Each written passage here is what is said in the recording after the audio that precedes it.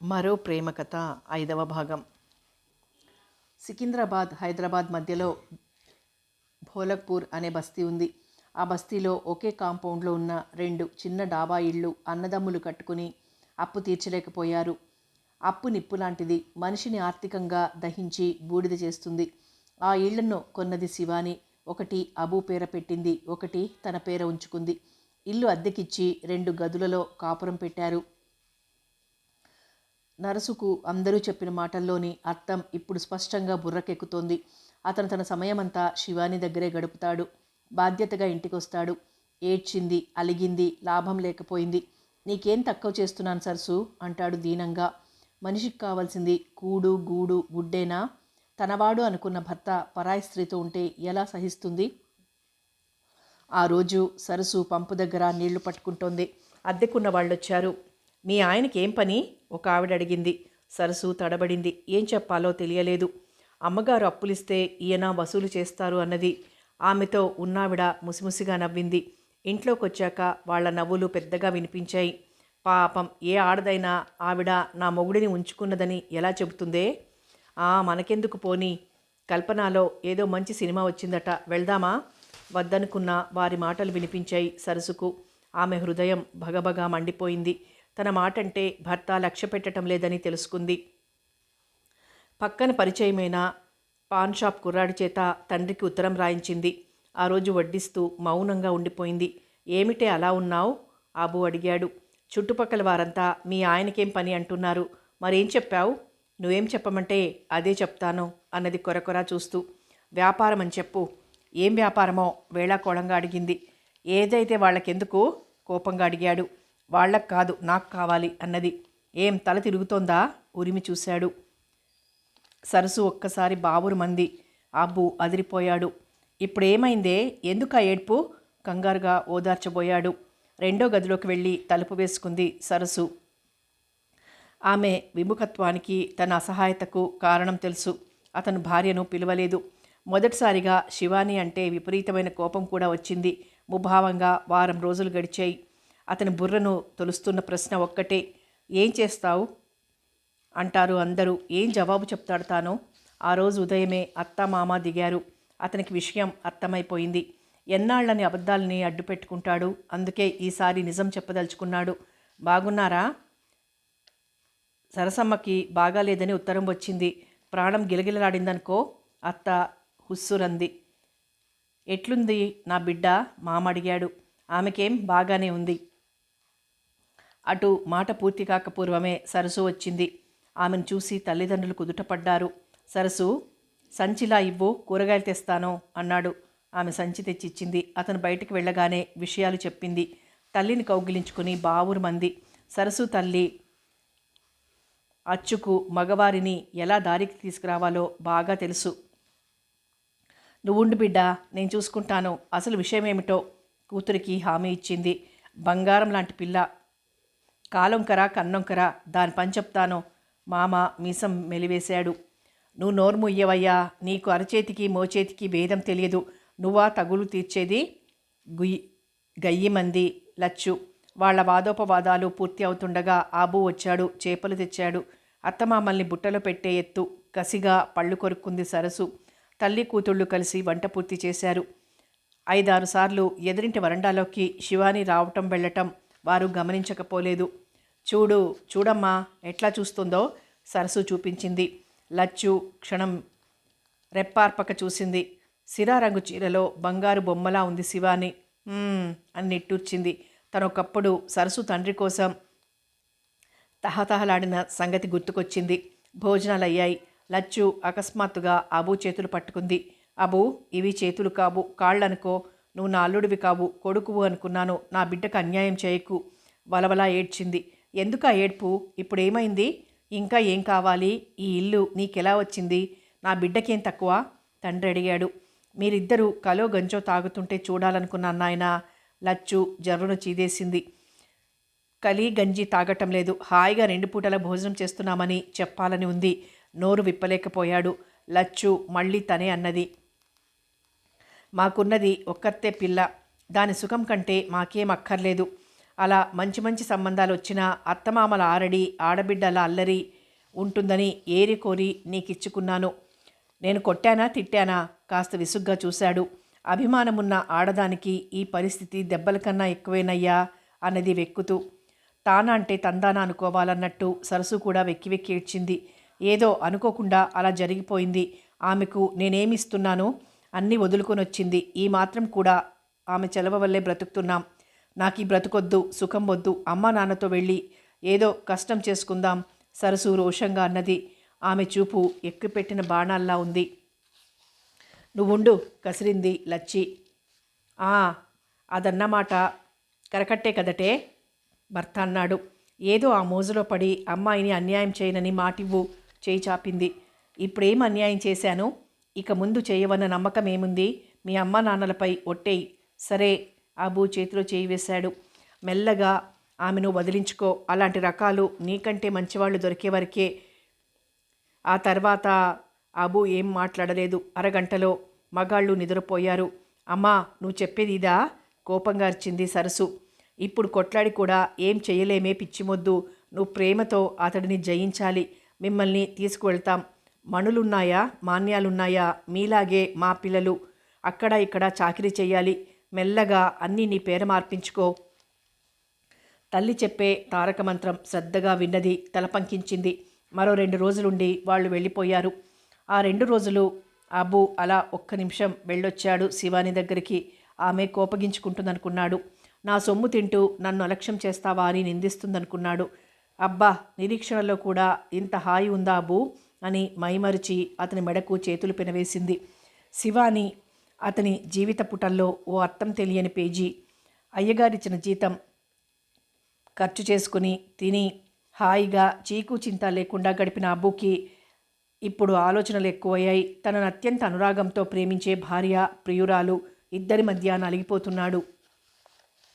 తండ్రిలా పెంచి నమ్మకంగా అన్నీ చేతికిచ్చిన సిద్ధలింగయ్యను తలుచుకోగానే గుండెల్లో తుప్పు పట్టిన మొండిబాకు దిగినట్టు బాధపడేవాడు. అత్తామామ వెళ్ళిపోయాక అతని మనసంతా చిరాగ్గా ఉంది. ఇటు భార్య దగ్గరికి కానీ అటు శివాని దగ్గరికి కానీ వెళ్ళాలనిపించలేదు. ఓ బీడీల కట్ట కొనుక్కొని దగ్గరగా ఉన్న కల్పనా థియేటర్లో ఓ దగ్గర కూర్చుని లోపల నుండి వచ్చే మాటలు వింటుంటే దృశ్యాన్ని ఊహించడానికి ప్రయత్నించాడు. ఇంటర్వెల్ అయింది. జనం వచ్చి మళ్ళీ లోపలికి వెళ్ళారు. అతనికేం తోచలేదు. మెల్లగా గేటు దగ్గరకు వచ్చాడు.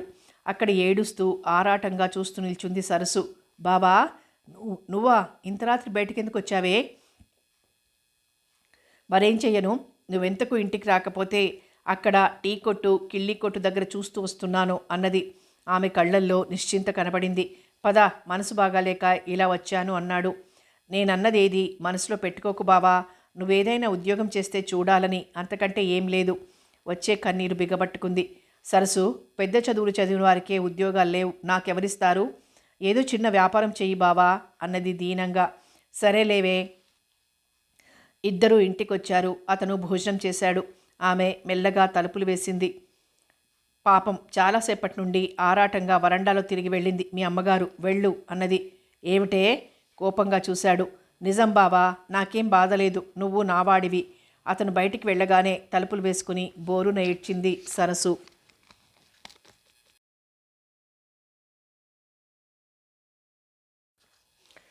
ఇక నేను వెళ్తాను శివ అంటూ లేచాడు. అతని చెయ్యి పట్టి లాగింది శివాని. అబూ, ఆ పండ్ల కొట్టు కన్నా నీ భార్య నయం అన్నది ముఖం మార్చుకొని. ఉద్యోగం పురుష లక్షణం అనేవారు మా పంతులు గారు అన్నాడు. నిన్ను పురుషుడిగానే అంగీకరించాలంటే మామూలు పురుషుడిగా కాదు, సంపూర్ణ పురుషత్వం నింపుకున్న పురుషుడిలా. కళ్ళు మూసుకుని అతని ఎద మీద వాలిపోయింది. 5,000 పెట్టుబడి పెట్టావు, వ్యాపారం ఎలా ఉందని అడగవేం? వ్యాపారంలో లాభాలు రావాలని పెట్టలేదుగా మరి అన్నాడు ఆమె ముంగురులు సవరిస్తూ. తనంటూ స్వంతంగా వ్యాపారం పెట్టేసరికి ఆత్మవిశ్వాసం వచ్చింది. నీకోసం అబూ, కేవలం నీకోసం అన్నది అతని హృదయం మీద తలవాల్చి. అలాగా శివ, నేను మొన్న ఊరెళ్ళొచ్చాను. ఆ విషయాలెందుకు? అవసరం కాబట్టే చెప్తున్నాను. అక్కడి వారి మాటలు చెప్పటం లేదు. మీ ఇల్లు ఎవడో బడి పెట్టుకుంటానంటే అద్దెకిచ్చాను, మంచి పని చేశావు అన్నది.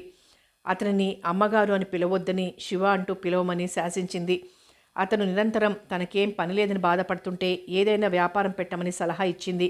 ఆ పక్కనే పెట్టిన పండ్ల కొట్టతను తన వల్ల వ్యాపారం సాగదని అమ్ముతుంటే శివాని అబు కోసం కొన్నది. అది 3 పువ్వులు 6 కాయలుగా సాగుతోంది. నీ భార్య ఎప్పుడొస్తుంది? పురుడొచ్చిన తర్వాత వస్తుందేమో. వాళ్లకు డబ్బుందో లేదో ఓ 200 పంపించు అబు అన్నది. అలాగే, ఒక మాట అడిగేదా శివ? ఆలస్యం దేనికి? నవ్వింది. ఆమె నవ్వితే సొట్టలు పడే బుగ్గలు మైమరిచి చూశాడు. నీకు పాపలు కావాలని లేదా? లేదు అన్నది వెంటనే. ఎందుకు? పాపలను చూసి నిన్ను మర్చిపోతాను అబు. నువ్వు నీ ప్రేమ వాడిపోనట్లు వాడిగా వేడిగా ఉండాలి అన్నది తమకంతో అతన్ని పెనవేసుకుపోతూ. అతను గాఢంగా నిట్టూర్చాడు. అబు, ఆ రోజు అంటే కూతుర్ని తీసుకువెళ్లే రోజు మీ అత్త ఏమిటి గొడవ చేసింది? ఆమెకు మతిపోయిందిలే. నా దగ్గర దాపరికమా? తన కూతురికి అన్యాయం చేస్తానట, అందుకని ఇల్లు, డబ్బు, సరసు పేరా పెట్టమంటుంది. నిజమే, ఏ క్షణంలో ఏం జరుగుతుందో తెలియదు. తను సిద్ధలింగయ్యను మోసగించలేదు. ఆ విషయం మర్చిపో శివ అన్నాడు సొట్టలు పడిన ఆమె బుగ్గలు నిమురుతూ. లేదు అబు, ఆమె కోరినట్టే చేయి అన్నది కళ్ళు మూసుకుని. అతను పరీక్షగా చూశాడు. ఆమె మాటల్లో పరిహాసం లేదు, నిజాయితీ ఉట్టిపడుతోంది. బయట ఎవరో తలుపు కొట్టారు. ఎవరు అంటూ అబు లేచి వెళ్ళి టెలిగ్రామ్ పట్టుకొచ్చాడు. ఎక్కడిది? నాకు కొడుకు పుట్టాడట అన్నాడు. శివాని లేచి అతని భుజం మీద ఒక్క చరుపు చరిచింది. ఏమిటి? నా సర్వస్వం అర్పించాక కూడా నీకు నా నీ అనే భేదం ఉంది అబు. ఇందాక మీ ఇల్లు అన్నావు, ఇప్పుడు నా కొడుకు అంటున్నావు. బుంగమూతి పెట్టింది. ఓ అదా? అతను జవాబు లేనట్లు నవ్వాడు. ఆమె 10 రూపాయలు మిఠాయిలు తెచ్చి పంచిపెట్టింది. అందరూ ఆమె ఔదార్యాన్ని కొనియాడారు. 2 పెళ్ళాలా? ఏమో, ఎవరికి తెలుసు? శివాని ఎవరి జోలికి పోకపోయినా ఆమె గురించి అందరికీ కావాలి. అదే సమాజం అంటే. ఆ రాత్రి పడుకునేటప్పుడు ఆమె ఓ ప్రస్తావన తెచ్చింది. అబు, నా మాట వింటావా? ఏమిటి? నీ వ్యాపారమే నన్ను దూరం చేసిందంటే నీ కొడుకు భార్య వస్తే వారిని చూడాలి. 2 కాపరాలెందుకు? ఆ ఇల్లు అద్దెకిచ్చి ఇక్కడే ఉండండి. వద్దు శివ, రోజూ మీరు దెబ్బలాడుతుంటే చూడలేను. నా వైపు నుండి అలాంటి అవసరం రాదు. 2 కత్తులు ఒక వరలో ఇమడమంటారు. ఒక గట్టిదైతే ఏం కాదు. సరే, నీ ఇష్టం అన్నాడు. అతనికి బజార్లో అందరూ శివాన్ని ఉంపుడుగత్తె అంటే భరించలేకపోతున్నాడు. శివ, అలాగే నా మాట వింటావా? ఏమిటి? అందరూ ఉంపుడుగత్తె అని నిన్నంటుంటే నేను భరించలేకుండా ఉన్నాను. వెళ్ళి ఏ గుడిలోనో నీ మెడలో ఆ 3 ముళ్ళు వేస్తాను. పకపక నవ్వింది శివాని. ఎందుకు? కాస్త కోపంగా అడిగాడు ఆమెను దూరంగా నెడుతూ. సిద్ధలింగయ్య కూడా 3 ముళ్ళు గట్టిగా వేశాడు. పాపం, ఆ 3 ముళ్ళు 7 అడుగులు. అంతా ఉత్తదే అబు, నాకు నమ్మకం లేదు అంది అతని చేతులు తన చుట్టూ వేసుకుంటూ. అబు ఆమె వెంక చిత్రంగా చూశాడు. ఏ సినిమా చూసినా 3 ముళ్ళు వేసి పరువు కాపాడుకుంటారు. శివాని తనకెప్పుడూ అర్థం కాదా? ఏమిటి ఆలోచిస్తున్నావు? నువ్వు చిత్రమైన మనిషివి, ప్రేమ పిపాసిని అన్నది. సంఘంలో స్థానం కావాలని, అందరూ తనను మెచ్చుకోవాలని ఆమెకు లేదు. అతి మామూలుగా గడిచే జీవితంలో అబుతోడి అనుభూతులు ఆమెకు నిత్యం అన్నీ అసత్యంగానే కనిపిస్తున్నాయి. అబు ఎందుకు అక్కడ ఉండలేకపోయాడు? అతనొచ్చి కొట్టు తీశాడు. అక్కడ అతని మనసు నిలవలేదు. 7 గంటలకే కొట్టు మూసి ఇంటికొచ్చాడు. శివాని ఉయ్యాల, వెండి కడియాలు, బంగారు మురుగులు, బట్టలు తెచ్చింది. ఎంత ఖర్చు చేశావు? ఖర్చు అడగొద్దు. ఇవి నీకు నచ్చాయా? 1000 రూపాయలైనా తగలేసుంటావు, అవునా? మరో 2000 పోనివ్వు. నీకు నచ్చాయా లేదా? చాలా బాగున్నాయి శివ అన్నాడు. వాటిని జాగ్రత్తగా అమర్చింది. నువ్వు వెళ్ళి రాకూడదు? నువ్వు రా అనబోయి మాట మింగేశాడు అబు. అతనికి తెలుసు అక్కడ ఆమెకు ఏమాత్రం గౌరవం దొరక్కపోగా అవమానాలు ఎదురవుతాయని. అక్కడే ఉండకు, త్వరగా వచ్చేయి అన్నది. ఆమె ముఖం దైన్యంగా మారిపోయింది. అలాగే వస్తాను అన్నాడు అబు. ఆ రాత్రి అతనితో అమరసుఖాలు పంచుకున్నాను అనుకుంది. మనసు ఉల్లాసంగా ఉన్నప్పుడు శరీర సంబంధాలకు సార్థకత లభిస్తుంది అనుకున్నది శివాని. చిచి, పాడులోకం, పాడు మనుషులు. పార్వతమ్మ చేదరించుకుంటూ వచ్చింది. ఆమె కొంపల్లికి పెళ్లికి వెళ్ళింది. వారం రోజులుంటానంది. ఏమైందత్తయ్యా? సుశీల వచ్చింది. ఏ ఒట్టంటే ఆ ఒట్టే, మళ్ళీ ఎక్కడికి పోను. అసలేమైంది? అక్కడంతా కూర్చొని, ఇదిగో ఆ ఎర్రచీరావిడే మన షావుకారు భార్య మేనత్తవుతుంది అన్నారే అన్నది దిగులుగా. పోనీలే అత్తయ్యా, శివానికి బంధువులమైనంత మాత్రాన వాళ్ళు అవమానించటం సమంజసంగా లేదు. అది కాదే అబ్బాయిని ఏమేమో అనుకున్నాను. అది వారి వక్రబుద్ధికి నిదర్శనం. సుశీలకు ఏ చీకు చింత లేదు. ఒక కూతురు కొడుకుతో నిశ్చింతగా హాయిగా ఉన్నారు. ఈ సంఘటన జరిగిన 2 రోజులకి జగతి తన 2 కొడుకులను తీసుకొనొచ్చేసింది. ఏమ్మా సెలవులా? శ్రీకృష్ణ చెల్లెల్ని అడిగాడు. కాదన్నయ్య, ఇక్కడే ఉండిపోదామని వచ్చాను అన్నది తలదించుకుని. అదేమిటి, బావేడి? ఆయన సిటీలోనే ఉన్నాడు. అసలు సంగతి ఏమిటమ్మా? ఏం లేదన్నయ్య, ఓ రోజు సినిమాకెడితే అక్కడ శివాని కనిపించింది. ఎక్కడ? హైదరాబాద్లో చెప్పింది. అమ్మయ్య, బ్రతికే ఉందన్నమాట. నిక్షేపంగా ఉంది. నేరక మా వారికి పరిచయం చేశాను. అప్పటి నుండి ఒకటే సణుగుడు. మీ కుటుంబం అంతా ఇంతే. నువ్వు పనిచేసే దగ్గర మగవారుంటారా? వారితో మాట్లాడతావా అంటూ ప్రతిరోజు వేధించడం మొదలుపెట్టారన్నయ్య. శంకర్ అలాంటి వాడు కాదే. నేను అలాగే అనుకున్నాను. ఎన్నోసార్లు మర్యాదగా చెప్పాను. ఆయన విజృంభించారు. నా కొళ్ళు మండి నా పైన నమ్మకం ఉందా లేదా చెప్పండి అని నిలదీస్తే తనకు మన కుటుంబ చరిత్రపైనే నమ్మకం లేదు అన్నాడు. అలాంటి చోట ఉండటం అనవసరం అనిపించిందన్నయ్య. అవునన్నయ్య, కసిగా చేతులు తిప్పుతూ వచ్చింది పార్వతమ్మ. ఏమిటి, వివాహం అంటే తమాషా అనుకున్నావా? ఆయన నమ్మకం లేదనగానే పడి చావటమేనా? అక్కడే పడి ఉండి నమ్మకం కలిగించుకోవాలి. అమ్మా, ఎందుకు అరుపులు? అది చెప్పేది పూర్తిగా విననియ్యి. శ్రీకృష్ణ చిరాగ్గా చూశాడు. ఇంకా ఏం వింటావురా? ఎందుకు వినకూడదు? అదేం తప్పు చేసింది? శివాని మేనత్త కూతురు కావటమే దాని నేరమా? అయ్యో, ఆడదానికి అంత అహంకారం తగదురా.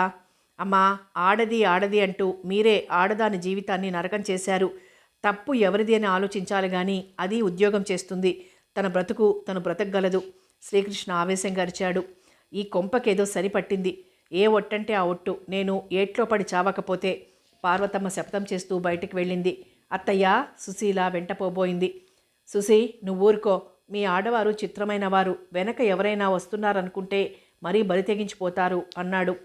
ఆమె నిజంగా ఏట్లో పడదు. కావాలంటే కాసేపయ్యాక చూడు, శివాలయంలో కూర్చొని తన వారిని తలుచుకొని ఏడుస్తూ ఉంటుంది. ఏమో బాబు అన్నది విసుగ్గా. అన్నయ్య, నా మూలంగా మీరు కలతపడటం ఇష్టం లేదు. నేనేదో చూసుకుంటాను. జగతికి తల్లి ప్రవర్తన నిరాశ కలిగించింది. నేనుండగా అలా మాట్లాడొద్దమ్మా. ఇప్పుడే వెళ్ళి శంకర్ను 4 చివాట్లు వేయగలను. కానీ అతనంతట అతనే తెలుసుకోవాలి అన్నాడు చెల్లెలి కన్నీరొత్తి. నేను చేసే ఉద్యోగం వదులుకుంటే మళ్ళీ దొరుకుతుందా అన్నయ్య? ఉద్యోగం వదులుకోవాల్సిన పనేముందమ్మా? చిట్టిగాడిని మిట్టుగాడిని మా దగ్గర వదిలేయి. నువ్వు కొన్నాళ్ళు వర్కింగ్ ఉమెన్స్ హాస్టల్లో ఉండు. సరేనన్నయ్య అన్నది జగతి. సుశీల అందరికీ పలహారాలు తెచ్చింది. అరగంట తర్వాత శ్రీకృష్ణ పొలం వెళ్ళిపోయాడు. జగతి, సుశీల పిల్లల్ని తీసుకొని వచ్చేసరికి శ్రీకృష్ణ అన్నట్లే పార్వతమ్మ శివాలయంలో కూర్చుని దుఃఖిస్తోంది. ఆ తండ్రి పోయిన నాడే ఈ పిల్లలను ఆ కాట్లో పడేయవలసింది. ఆమె కళ్ళొత్తుకుంది. ఏదైనా కష్టం చెప్పుకుందామంటే దిక్కు లేకుండా పోయింది. సారెలు చీరలు పెట్టకపోయినా సానుభూతి చూపే అన్న కూడా పోయాడు. శ్రీకృష్ణ జోస్యం నిజమైనందుకు వదినా మరదళ్ళు ముఖాముఖాలు చూసుకున్నారు. నేను రాను సుశీల, మరీ రెచ్చిపోయింది. నువ్వే వెళ్ళు. జగదంబ మెల్లగా వెనుతిరిగి వీరభద్రయ్య ఇంట్లోకి వెళ్ళింది. సుశీల 4 పిల్లల్ని తీసుకుని అత్తగారి దగ్గరికి వెళ్ళింది. పదండత్తయ్య, ఇంటికి వెళ్దాం. నేను రానంటే రానే అమ్మాయి. నాకు నీ మీద కోపం లేదు. నువ్వెళ్ళు. మీరు రాకపోతే నేను మాత్రం దేనికి? తను మరోపక్క మంటపంలో కూర్చుంది. పిల్లలు వెళ్ళి ఆవిడ చుట్టూ చేరారు. అమ్మమ్మ, బిస్కెట్లు పెట్టవే. నాయనమ్మ, అప్పచ్చి పెట్టవే. మారా మొదలుపెట్టారు. ఇదిగో సుశీల, వీళ్ళని తీసుకుని వెళ్ళవే అమ్మా అన్నది. వారు మారాం చూసి ఆమె కరిగిపోయిందని తెలిసిపోయింది. ఆహా, నువ్వే రావాలి. చెయ్యి పట్టి లాగారు పిల్లలు. వాడికి లేని అభిమానం ఈ కుర్రకుంకలకుంది. ఎందుకో కళ్ళొత్తుకొని శ్రీకృష్ణ కొడుకు అందరిలో చిన్నవాడు. వాడిని చంకనేసుకుని మిగతా వారిని వెంటబెట్టుకొని లేచింది. పద, కోడల్ని చూసింది. సుశీల నవ్వుతూ లేచింది. వారం రోజుల తర్వాత శ్రీకృష్ణ వెళ్ళి జగదంబను వర్కింగ్ ఉమెన్స్ హాస్టల్లో చేర్పించాడు. పిల్లలు ఇక్కడే ఉండిపోయారు. అన్నయ్య, జగదంబ బావురుమంది. చూడమ్మా, ఎవరో అన్యాయం చేశారని ఏడవటం కాదు, నీకు నువ్వే ఆలోచించావు అనేవారు అంటుంటారు. ఆశతో ఆశయాలకు స్వస్తి చెప్పి పశుప్రాయమైన బ్రతుకు బ్రతకడం వేరు. ఎవరో ఏదో చేశారని నిన్ను అనుమానించడం అమానుషత్వం. వాళ్లకు తగిన బుద్ధి చెప్పాలి. ధైర్యంగా ఉండు. నెలకోసారి నేను వస్తాను. సెలవులున్నప్పుడల్లా నువ్వు వచ్చేయి. పిల్లలు జాగ్రత్త అనలేకన్నది. ఆమెకు బాగా తెలుసు తన దగ్గర కంటే వదిన దగ్గర బాగా ఉంటారని. వాళ్ళ గురించి నువ్వేం దిగులు పెట్టుకోకు, త్రిపురకు చెబుతాను, అప్పుడప్పుడు వచ్చి చూసి వెళ్ళమని. మంచిదన్నయ్యా అన్నది. ఆమెకు ఎన్నో విధాలుగా ధైర్యం చెప్పి వచ్చేశాడు. అతని మనసు శివాన్ని చూడాలని ఉంది. ఎలాగైనా ఆమెను కలుసుకుని మాట్లాడాలని ఉంది. శివాని ఈ నిప్పుల మీద సాము వద్దు, నీకు నచ్చిన వాడిని వివాహం చేసుకుని హాయిగా ఉండు అని బ్రతిమాలాలనుంది. అతని మనసులో నుండి తొలి వలపే తీయనిది అన్న పాట ఎంత తీసివేద్దామనుకున్నా లాభం లేకపోయింది. అతను మెల్లగా కల్పన టాకీస్ చేరుకుని జగతి చెప్పిన అడ్రస్కి వెళ్ళాడు. ఓ నలుగురిని అడిగాక ఒకతను ఎగాదిగా చూశాడు. శివాని అని ఎవరూ లేరు, కానీ శివకామేశ్వరని ఆ మూడో ఇంట్లో ఉంటుంది. ఇంటి ముందు పళ్ళ కొట్టుంది చూడండి, మంచిది అన్నాడు. అతనికి థ్యాంక్స్ చెప్పినా అర్థం కాదని అతను వెళ్ళి పండ్ల కొట్టు ముందు నిల్చొని అడిగాడు. ఓ 16 ఏళ్ల కుర్రాడు కూర్చున్నాడు. శివకామేశ్వరి ఉందా? లేదు అని ఎవరో వస్తే పళ్ళ ధర చెప్పాడు. ఎక్కడికి వెళ్ళింది? మొజంజాహి మార్కెట్కి. మళ్ళీ తన పనిలో లీనమయ్యాడు. ఎప్పుడొస్తుంది? ఏమో, పళ్ళ లారీలు రాగానే వచ్చేస్తారేమో. శివాని పండ్ల కొట్టు పెట్టిందా? అతనికి చాలా ఉద్వేగంగా ఉంది. ఏం చేయగలదు? సరే నిల్చుందాం అని నిట్టూర్చాడు. ఈ పళ్ళ కొట్టువాడు మునిగిపోయాడన్నారు కదా? మునిగే పోయాడు. ఇంకొకరు కొన్నారు. ఎవరు? రోడ్డు మీదుంది, మంచి బేరం. ఇక్కడ ఒక ఆమె ఉందిలే, ఎవడినో ఉంచుకొని వాడికి కొట్టు పెట్టించింది. ఇక వినలేకపోయాడు. వెనక్కి వచ్చేసి త్రిపుర దగ్గరికి వెళ్ళాడు. ఆమె అన్నను చూసి చాలా సంతోషించింది. సుశీని తీసుకురాకపోయావా? శివానంద్ అడిగాడు. అనుకోకుండా రావాల్సి వచ్చింది. విషయమంతా చెప్పాడు శ్రీకృష్ణ. చూడు శివానంద్, నాకు నువ్వు పరాయివాడివి, అల్లుడివి అని భావన లేదు. మన కుటుంబ సభ్యులే ఒకటిగా ఉండనప్పుడు మనం సాధించే సోషలిజం ఏముంటుందో అర్థం కాదు. అందుకే జగతిని సానుభూతితో అర్థం చేసుకుని చేయూతనివ్వండి. ఆ విషయం నువ్వు చెప్పాలా బావా? శివానంద్ హామీ ఇచ్చాడు. శ్రీకృష్ణ నిశ్చింతగా ఊరు బయలుదేరాడు. మర్నాడు అతని కాళ్ళు ముందుకు సాగనని మొరాయించాయి. అతను మళ్ళీ శివాని ఇంటివైపు వెళ్ళాడు. ఇంకా కొట్టు తీయలేదు. అక్కడ ఊడుస్తున్న అమ్మాయిని అడిగాడు. శివకామేశ్వర్ని పిలుస్తారా? ఇంట్లో లేదయ్యా, ఆవిడ సవతి ఆసుపత్రిలో చేరింది, అక్కడే ఉన్నారు. ఎప్పుడొస్తారో తెలుసా? తెలియదు అని నీళ్లు చల్లటంలో నిమగ్నురాలైపోయిందామే. శ్రీకృష్ణ భారంగా వెనుదిరిగాడు. అతనికి బాధగా ఉంది. అతని కళ్ళ ముందు తామిద్దరూ కలిసి ఆడుకున్న ఘట్టాలు గుర్తుకొచ్చాయి. కళ్ళు చెమర్చాయి కూడా. విధి ఎందుకీ దాగుడు మూతలాడుతుందో అర్థం కాలేదు అతనికి. ఏయ్, ఏమిటా నడి రోడ్ల మీద నడక? రిక్షా అతను గంట మోగించాడు. అతను పక్కకు తప్పుకున్నాడు. శివాని వంట చేస్తోంది. ఆమెకు అబు ఎందుకు మారిపోతున్నాడో అర్థం కాలేదు. అతనికి బాధ కలిగే విషయం ఏముంది? పొద్దున టీ తాగమంటే నేలకేసి కొట్టి వెళ్ళిపోయాడు. ఒక ఇంట్లో కాపురం పెట్టాక సరస్సుకు పూర్తిగా రాజసం ఎక్కువైంది. పిల్లాడి సేవలోనే గడిపేది. వాడు లేచి నడవక పూర్వమే మరో కుర్రాడు పుట్టుకొచ్చాడు. ఆమె అక్కసంతా తీర్చుకుంటోంది. ఈ గుడ్డలు ఇలా తగలడ్డాయేం? అసలు షోకు చేసుకుని మగవారిని వలలో వేసుకునే వారికి పొందిగ్గా పనులొస్తాయా అనేది ఓరగా శివాని వంక చూస్తూ. శివాని నవ్వుకుంది. అక్కడ నాకు ఊపిరి ఆడినట్టు చేస్తారు, నువ్వు రాకూడదు. అబు మార్కెట్కి వెళ్తే పిలిచేవాడు. నీతో నరకంలోకి రమ్మన్నా వస్తానని అతను వెంట వెళ్ళేది శివాని. శివాని అబుకు అసిస్టెంట్ అయింది. శివాని ఇంట్లో పని మనిషి, వంట మనిషి అయింది. ఇద్దరూ సాధించటానికి సాధనమైంది. తమకు కావలసిందంతా వచ్చింది. శివాని అవసరం ఏమిటో కనిపించలేదు సరస్సుకు. తన భర్తను తనవాడిగానే ఉంచుకోవాలి. రెండోసారి కూడా గర్వంగా భర్తకు కొడుకుని అందించింది. ఇంటికొచ్చాక శివాని పనిలో ఉంది. అబు గర్వంగా ఇద్దరు కొడుకుల్ని చూసుకుంటున్నాడు. బావా, మన రహీం చెప్పిన మాట విన్నావా? ఏమిటి? ఎందరో అందమైన వారు శివాని ఉందా అంటూ అడిగిపోతున్నారంట. ఊరుకో, తను అలాంటిది కాదు అంటూ అబు కసురుకున్నాడు కొడుకును ముద్దు పెట్టుకుంటూ. ఒకసారి ఇల్లు విడిచి వచ్చిందానికి నీతి నియమాలుంటాయనుకోవటం నీ పిచ్చి, సరస్సు పదునుగా అంది. ఆమె హైదరాబాద్ వచ్చి చాలా విషయాలు నేర్చుకున్నది. అబు బయటికి వచ్చి రహీంని అడిగాడు. అతను ఎవరో శివాని కోసం వచ్చారని చెప్పాడు. ఆ విషయం శివానితో చెబుదామని పెరడు వైపు వెళ్ళాడు. చాలా మర్యాదగా మాట్లాడిండు. కామేశ్వరమ్మ, నాకు పని తొందర, ఎందుకు వచ్చావు, ఎవరని అడగలేకపోయినా. బావే అయి ఉంటాడు అన్నది శివాని. అబు హృదయం భగ్గుమన్నది. బావే అని ఎంత మైమర్చి చెబుతోంది. తన దగ్గరున్నప్పటి కబుర్లన్నీ నీటి మీద రాతలేనా? అబు, ఈ ప్రపంచంలో అన్నింటికన్నా తీయనిది నీ ప్రేమ. అబు, ఈ ప్రపంచంలో అన్నీ అసత్యాలే, నువ్వొక్కడివే నిత్యం. అబు, నీకోసం ఒక డబ్బేమిటి, నా ప్రాణాలు అడిగిస్తాను అనేది శివాని. అతను 5 నిమిషాలు ఆరాటంగా అటు ఇటు పచార్లు చేశాడు. శివా, ఏమిటి? ఏమబు, ఏమైంది? ఉలిక్కిపడి లేచింది. ఏమిటి నాటకం? నాటకమా? ఏ నాటకం? ఎవరు ప్రదర్శించారు? చాలు నీ నటన. ఎవరతను రోజు నీకోసం తిరిగిపోతున్నాడు? నాకెలా తెలుస్తుంది? నేను ఇప్పుడే యాదమ్మ, రహీం చెబితే వింటున్నాను అన్నది. అబు ఎర్రబడిన కళ్ళను చూసి భయంతో వెనక్కి తగ్గింది. మళ్ళీ ఎవరైనా నీకోసం వచ్చాడో ప్రాణం తీస్తాను, పళ్ళు బిగబట్టుకుని వెళ్ళిపోయాడు. శివాని నిశ్చేష్రాలైనట్లు చాలాసేపు కూర్చుంది. అతను వెళ్ళిపోయాడు. మధ్యాహ్నం అతను శివాని వంక చూడకనే భోజనానికి కూర్చున్నాడు.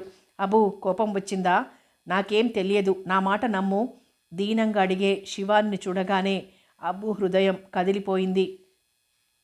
అతడిలోని మానవుడు మేల్కున్నాడు. శివ, నన్నే నువ్వు మన్నించాలి. ఆమెను దగ్గరగా తీసుకున్నాడు. అతడి పరిష్వంగంలో సర్వం మర్చిపోయింది శివాని. పదాబు, భోజనం చేద్దు గాని. అతను వెళ్ళి కూర్చున్నాడు. అవతలి గదిలో కూర్చున్న సరస్సు పళ్ళు నూరుకుంది. మర్నాడు శివాని పనిలో ఉంది. అబు కొడుకు సర్దార్ ఎప్పుడు బయటికి వెళ్ళాడో తెలియదు. రోడ్ల మీదకి వెళ్ళాడు. రిక్షా కిందికి వచ్చేవాడే క్షణంలో తప్పిపోయింది. రహీం వెళ్ళి ఎత్తుకొనొచ్చాడు. కొడుకుని గుండెలు కదుముకొని వచ్చాడు అబు. ఇంట్లో వాళ్ళంతా ఎక్కడ చచ్చారు? పిల్లాడిని చంపేవాడు. కోపంగా వచ్చాడు అబు. ఈ చంటాడితో నాకు వెసులుబాటు కాదు. ఆవిడేమో ఎప్పుడు నా పిల్లలు చనిపోతారా, ఎప్పుడు తూర్పు తిరిగి దండం పెట్టుకుందామా అని చూస్తుంది. సరస్సు తన కొడుకునెత్తుకొని గుండెలకి హత్తుకుంది. కొడుకుని రక్తం అడుగులో ఊహించలేకపోయాడు. కోపంగా వెళ్ళి శివానిని వంగదీసి 4 గుద్దులు గుద్దాడు. రొప్పుతూ నిలబడిపోయాడు. కొంపలో ఇంతమంది తినటానికేనా? ఎందుకే నా పిల్లల మీద కసి? ఎందుకు? అబు ఆశ్చర్యంగా చూసింది శివాని. ఖబర్దార్, మళ్ళీ అబు అని పిలిస్తే నేనేం నీ నౌకరుగాడిని కాను, మర్యాదగా పిలువు. అక్కడి నుంచి వెళ్ళిపోయాడు. అతను కొట్టుకు వచ్చి కూర్చున్నాక అతని ఆవేశం చల్లారింది. తనేం చేశాడు? తనకు అన్నం పెట్టిన అన్నపూర్ణను, దేవతను కొట్టాడు. అతను ఇంటికి రావటానికి సిగ్గుపడ్డాడు. రాత్రి 10 దాటాక ఇల్లు చేరి మరింత కదిలిపోయాడు. సరస్సు హాయిగా భోజనం చేసి నిద్రపోయింది. శివాని మేల్కొనే కూర్చుని ఉంది. కోపముంటే కొట్టండి, తిట్టండి, అన్నం మానేయొద్దు. శివాని అతని వెనకే వచ్చి చొక్కా అందుకుని కొయ్యకు తగిలించింది. అతను కదిలిపోయాడు. కొట్టండి, తిట్టండి పిలుపు కొత్తగా గమ్మత్తుగా ఉంది. తన కోపం, అభిమానం అన్నీ వదులుకున్నది. అతను స్నానం చేసొచ్చాడు. అతనికి వేడి అన్నం వడ్డించి తను చల్లటి అన్నం పెట్టుకుంది. అదేం, మీరు తినలేదని నేను తినలేదు ఉదయం అన్నది. అతను కరిగిపోయాడు. భోజనాలు ముగించి రాగానే అతను ఆమెను దగ్గరగా లాక్కుని చాలా బాధపడ్డాడు. శివ, నాకేమైందో నాకే తెలియదు. పశువునైపోయాను. నిన్ను కొట్టాను. నన్ను దేవుడు కూడా క్షమించడు. అతని కంఠం పూడుకుపోయింది. వద్దండి, ఆ మాట అనొద్దు. అనురాగం హద్దులు దాటిన చోటే అధికారం చూపుతారు. నేను మీ దాన్ని, కొట్టే అధికారం మీకుంది. అతని చెంపలు నిమిరింది. అదొక్కరోజే కాదు, నెలలో దాదాపు 5-6 సార్లైనా అబు కొడతాడు. రాత్రి బాధపడతాడు. శివాని కరిగిపోతుంది. అతడిని ఓదారుస్తుంది. ఇది మామూలైపోయింది. తన అధికారానికి బలి అవుతూ అలమటించిపోతుంటే ఒక రకమైన ఆనందం కలుగుతుంది. తను ఎంత కొట్టినా శివాని దుఃఖించదు. దాంతో అబు మరీ రాక్షసుడవుతాడు. బండబూతులు తిడతాడు. విన్నవారికే కోపం వస్తుంది. అందం చందం అన్నీ ఉన్నాయి. ఆడి దగ్గర తన్నులు తింటూ తిట్లు భరిస్తూ ఉండకపోతేనేం అనుకునే వారి మాటలు శివాని విన్నది. వీరికి ప్రేమకు అర్థం తెలియదు. తన అబును ప్రేమించింది. ప్రేమ ఉన్న చోట అభిమానం, ఆవేశం పనికిరావని తెలియదు కాబోలు అనుకున్నది. సరస్సుకు ఆశ్చర్యంగా ఉంది. భర్త అవమానాలు భరించలేక శివాని వెళ్ళిపోతుంది. తనకు ఆమె పీడ విరగడవుతుందని భావించింది. కానీ అది అసంభవం అని తెలిసిపోయాక తను కూడా ఇష్టం వచ్చినట్లు మాట్లాడడం ప్రారంభించింది. శివాని జవాబు చెప్పేది కాదు. ఎప్పుడైనా తలెత్తి చూసేది. ఇది కాఫీయా, కషాయమా, ఏం చేయటం వచ్చు? అందచందాలు ఎరగా పెట్టి బ్రతికేవారికి పనులొస్తాయా? అవును, ఈ పిల్లల్ని అస్తమానం నా దగ్గర వదలకపోతే కాసేపు తీసుకోరాదు అని అరిచేది. శివాని పిల్లల్ని ఆడిస్తూ ఏవో పిట్టకబులు చెబుతూ నవ్వించేది. దీని అందం, షోకు పాడుగాను పసిపిల్లల దగ్గర నుండి పడుచువారి వరకు సమ్మోహితులవుతారు అనుకునేది కసిగా. ఆమె నవ్వు చూస్తే సరస్సు హృదయం బగ్గుమనేది. గొడ్రాలివి, పిల్లల విషయం నీకేం తెలుసు? ఇలా రండిరా అని లాక్కునేది.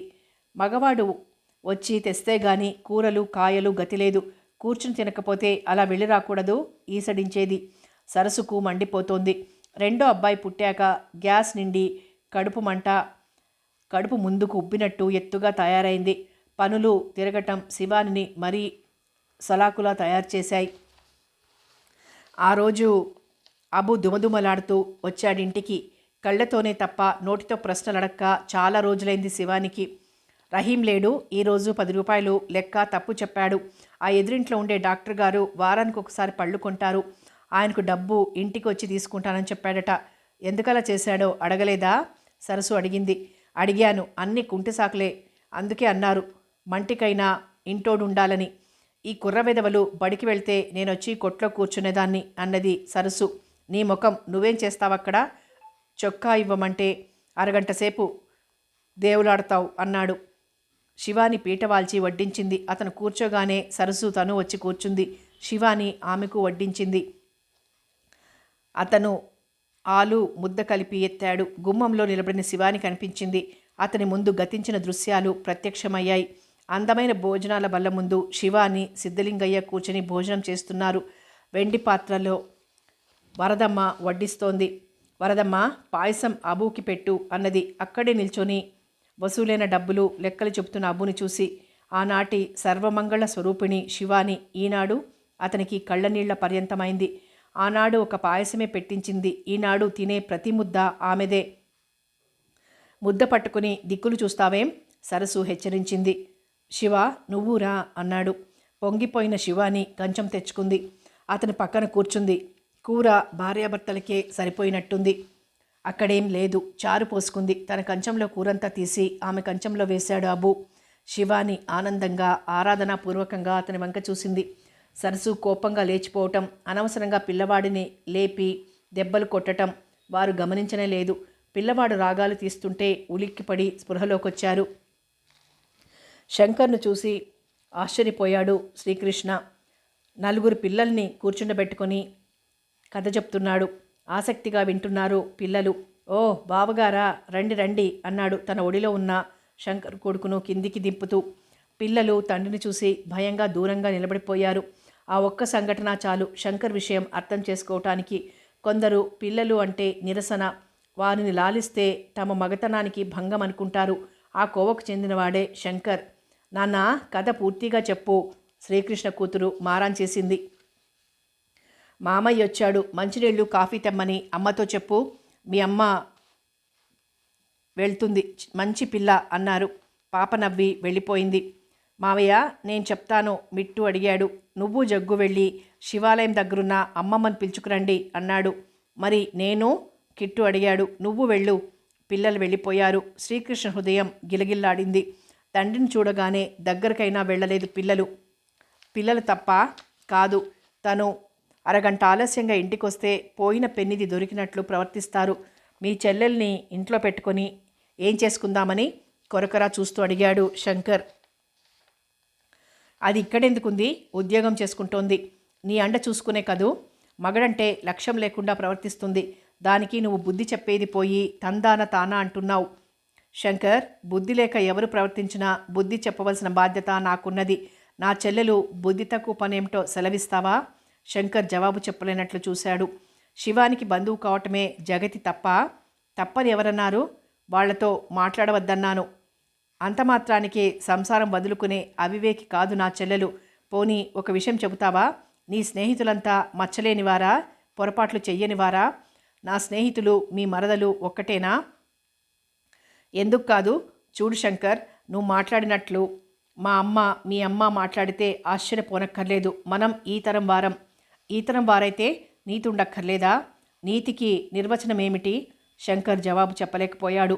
శివానితో తిరిగినంత మాత్రాన చెడిపోతుందనుకోవటం పొరపాటు. మరొక్క విషయం, నువ్వు రాగానే నీ పిల్లలు ప్రవర్తించిన తీరు చూస్తే నువ్వు కుటుంబం పట్ల నీ బాధ్యత ఎంతగా నిర్వహిస్తున్నావో తెలుస్తుంది అన్నాడు పచాలు చేస్తూ. శంకర్ ముఖం పూర్తిగా నల్లగా మాడిపోయింది. ఒకనాడు స్వార్థంతోనో తోటి మానవుడి పట్ల సానుభూతి లేక స్త్రీ పట్ల చిన్న చూపుతో అన్యాయంగా ప్రవర్తించాడు మానవుడు. నువ్వు ఉపాధ్యాయుడివి, ఆ మాత్రం అర్థం చేసుకోకపోతే ఎలా? సుశీల నవ్వుతూ కాఫీ మంచినీళ్ళతో వచ్చింది. ఉపన్యాసం దంచి నోరెండిపోయింది కానీ కాఫీ తాగండి. సుశీల చిరునవ్వుతో భర్తకు శంకర్కి కాఫీలిచ్చింది. తీసుకోండి అన్నయ్య గారు. శంకర్ చిత్రంగా చూశాడు. ఒక పల్లెటూరి భర్త భార్యకు అంత స్వేచ్ఛ మరో మగవాడి ముందు నవ్వే చనువు ఇచ్చాడంటే నమ్మలేకుండా ఉన్నాడు. మౌనంగా ఇద్దరూ కాఫీ పూర్తి చేశారు. పార్వతమ్మ పిల్లలు బిలబిలమంటే వచ్చారు. కథ పూర్తి చేయని శ్రీకృష్ణ ఒడిలో భుజం మీద ఎక్కి గోల ప్రారంభించారు. విసుక్కోకుండా వారికి కథంతా చెప్పాడు. సుసి, వీళ్ళకన్నం పెట్టు. పిల్లలు వెళ్ళిపోయారు. పార్వతమ్మ ఏదో అడగబోయింది. శ్రీకృష్ణ కళ్ళతోనే వారించాడు. అదంతా చూస్తుంటే ఓ సినిమాలా అనిపించింది. పిల్లలు తమ మధ్య ఉన్న భేదాభిప్రాయాలు ఉండరాదని మామూలుగా మాట్లాడుకున్నారు. అరగంట తర్వాత సుశీల భోజనాలకు పిలిచింది. ఒకే పంక్తిన పార్వతమ్మ సుశీలలు కూర్చోవటం మరీ ఆశ్చర్యపరిచింది. ఉదయం తనతో పాటు జగదంప కూర్చుంటే అతనికి ఇబ్బందిగా ఉండేది. తన అన్నదమ్ములు వచ్చిన లోపలి గదిలోనే జగతిని ఉండమనేవాడు. పరదా తీసి ఉండగా ఎవరైనా వస్తే పరదా దించేసేవాడు.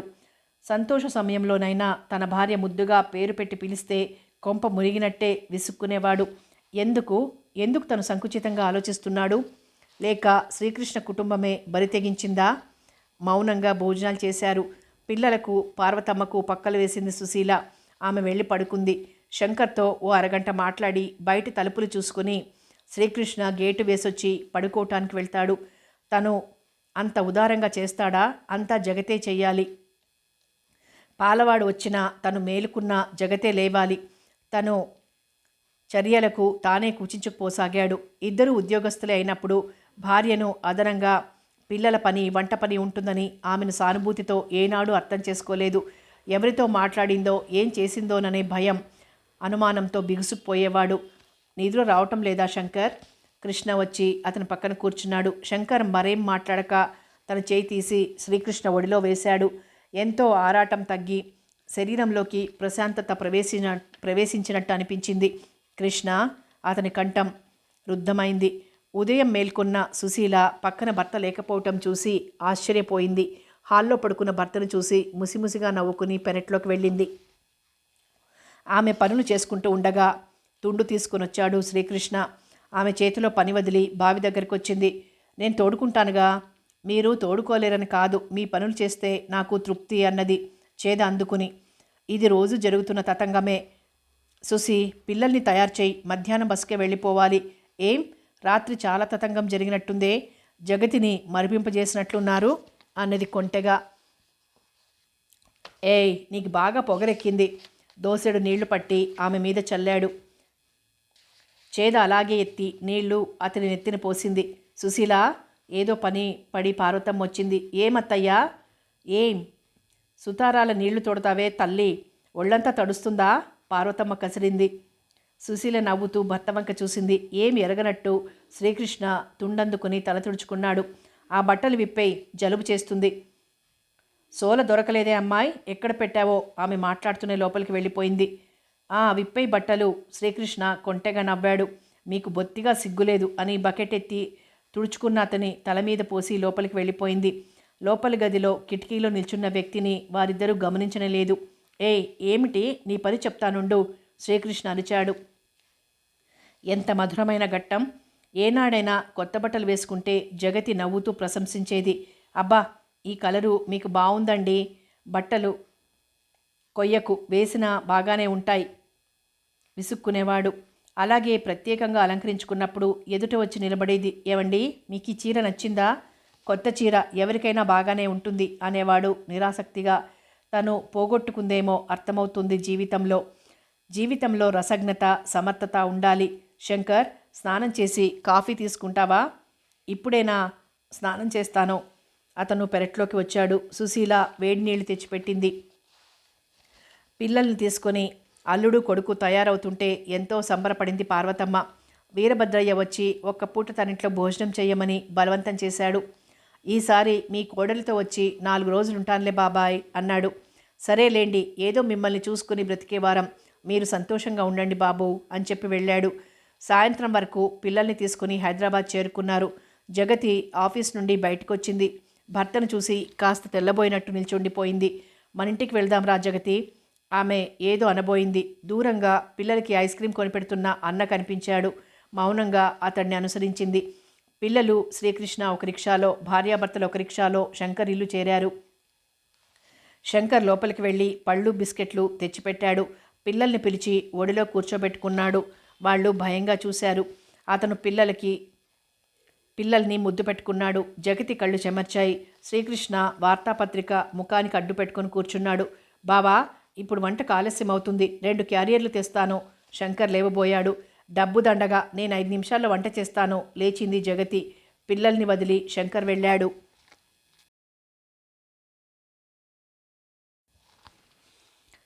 ఆమె ఏడ్పు, అతని అనునయింపు వినిపిస్తున్నాయి. మరో 10 నిమిషాల్లో ఫ్లాస్క్ తీసుకుని బయటకు వెళ్ళిపోయాడు శంకర్.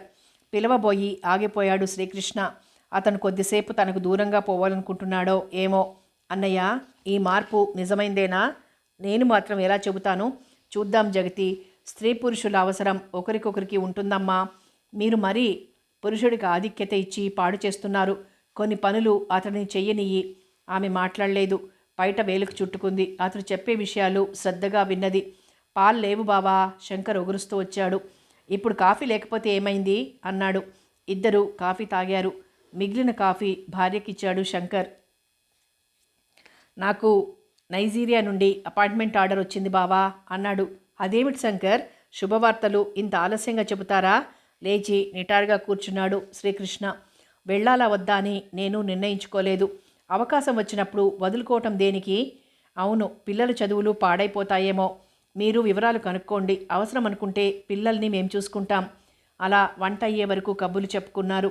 రేపొకసారి శివానిని చూడాలి అనుకున్నాడు భోజనానికి లేస్తూ. భోజనాలై పడుకోబోయే ముందు శ్రీకృష్ణ వర్కింగ్ ఉమెన్స్ హాస్టల్కి ఫోన్ చేశాడు. జగతి ఆ రోజు రావటం లేదని. కథ కొనసాగుతుంది.